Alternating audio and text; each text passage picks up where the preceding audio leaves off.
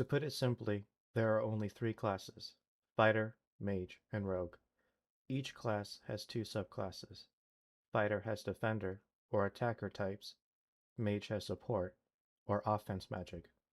Rogue has Melee, or Range types. Any other class is just a mix or rebrand change of these three classes. For example, Paladin is just a mix of Fighter and Support Mage. Ninja is just a mix of Rogue and Mage. Necromancer is just a Goth Mage, etc. For Star Citizen, think of the fighter spaceships as RPG classes. The Heavy Fighter is an endurance-based fighter.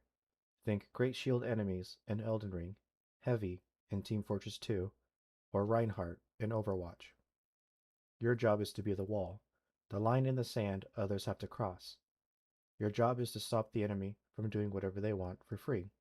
In practice, you should be the biggest threat on the battlefield.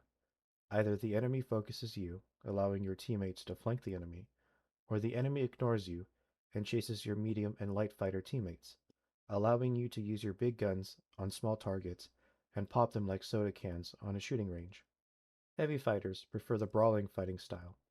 Basically, you and the enemy trade blows until someone loses. Whoever is stronger or tougher wins the match. Fortunately, you should have teammates in medium and light fighters to tip the scales in your favor. Like in any other MMO game, you should at the bare minimum have one tank in your squad. So think 1 in 5 spaceships should be a heavy fighter. Medium fighters are strength-based fighters. Think Knight or any two-handed weapon user, Conan the Barbarian, Trailer Knight, and ESO, etc. Your job is to do damage while being able to tank a few hits. Mechanically, you are the most balanced and versatile of the fighters. Think jack of all trades, but master of none. Medium fighters prefer the jousting fighting style. Basically, they fly back and forth, zig and zag, trying to hit the enemy as much as they can while dodging as much incoming fire as possible, but able to tank a few hits anyway. Light fighters are dexterity or agility based fighters. Think samurai, rogue, archer, etc., where your goal is to land critical hits while avoiding getting touched at all, since one hit is enough to cripple you and a second would be fatal. Light fighters prefer the kiting fighting style.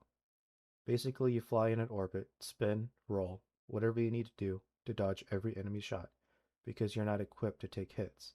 In history, light fighters, in any aspect, have always been the bare minimum soldier, costing lords just enough to arm and feed an army of conscripts into a war. The same mindset also applies to aircraft and Star Citizen. In an ideal scenario, you would have one or two teammates in medium or heavy fighters taking aggro from NPCs, or even players, allowing you to backstab the enemy without having to waste time and effort trying to dodge. As for squad comps, I'm going to use three examples with Aegis, Anvil, and Misk only ships. These are suggestions, their purpose is to give people options. Obviously, your org will use whatever ships you have in your fleet. This is just a quick and dirty guide. Ideally, you'll want one heavy, medium, and light fighter per squad, but the most one person can micromanage without performance loss is about 4 other people, especially in combat situations where you don't have time to think. So think the average squadron size is between 3 and 5 spaceships. For large orgs, in theory, you should be able to fit 2 squads, for a total of 6 ships on a Kraken, not including the internal hangars since no one knows the final size, since obviously the ship doesn't exist yet. For Aegis, I recommend 1 Vanguard Hoplite, so you can run ground ops, 2 Sabers, and 2 Gladius. Team 1 consists of 1 Saber and 1 Gladius, while Team 2 consists of the other Saber and Gladius. The Vanguard Gunner acts as the raid leader, and if need be, the leader of ground operations, while the pilot acts as the leader of air operations. Ideally, every ship will be using attritions and as many size 1 missiles as possible. Sparks are good enough. The Sabres are designed as stealth ships. Think Panther or Tiger that sneaks up on people and shreds them to death. However, you can swap to military components and make them Minotaurs, since they are more tanky than any other fighter and can afford to take a few hits and lose a few parts. The ideal scenario is that you do ground missions and want air support for your Space Marines. For example, if doing Hather, you'll want a few cargo ships and extra crew for obvious reasons. Otherwise, any ground mission or event that requires both FPS and air combat is ideal for this comp. For Anvil, I recommend one F8 Lightning for nuking one target at a time, two Hornets, and two arrows.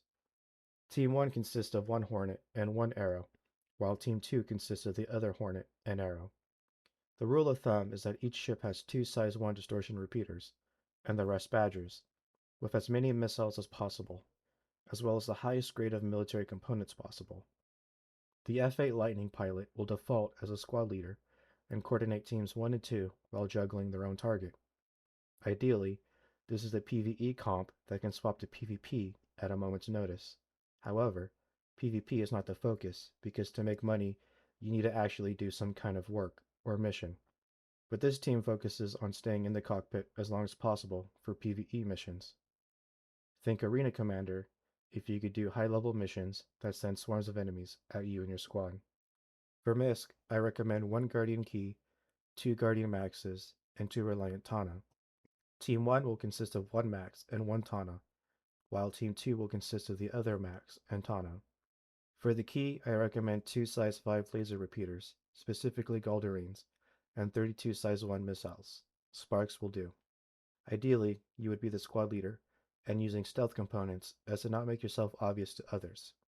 Smart people will always assume interdiction ships means immediate PvP.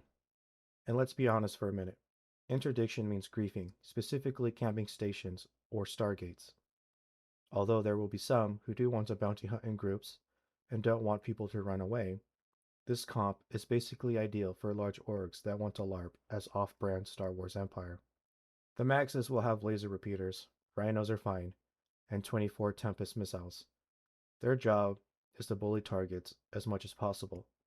Think Space Turtle that wants to hurt you. The Reliant Tanas will have quad lasers and duo distortion repeaters, but will focus on launching Tempest missiles before engaging in a dogfight.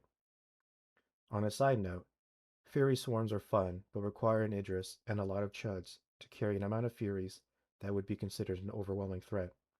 Think off-brand Star Wars Star Destroyer tactics. To put it simply, there are three kinds of bombers: missile, torpedo, and drop bombers. I've been playing this game on and off for about 8 years now. I can say with confidence I do not recommend bombers because missiles have been bug-broken or nerfed every year in some way. The current challenge is that each missile is too expensive to resupply. Unless you're a cheater, cheeser, or no-lifer, it takes too much fake money or time to rely on missiles. You can commit insurance fraud and respawn chips, but I would not rely on a system that will be eventually restricted in non-test versions of this game. Anyway, disclaimer aside, most fighters can pull double duty as missile bombers, while dedicated bombers like the Herald, Gladiator, etc. are not fit for dogfighting. So treat dedicated bombers like extra crew, in addition to your attack squadron. Since most missiles are proximity based, you do not do full damage, and with shields on, your damage is cut in half anyway. So I recommend you use ships that have 10 plus missile carry capacity, and if not, don't even bother fitting missiles on them.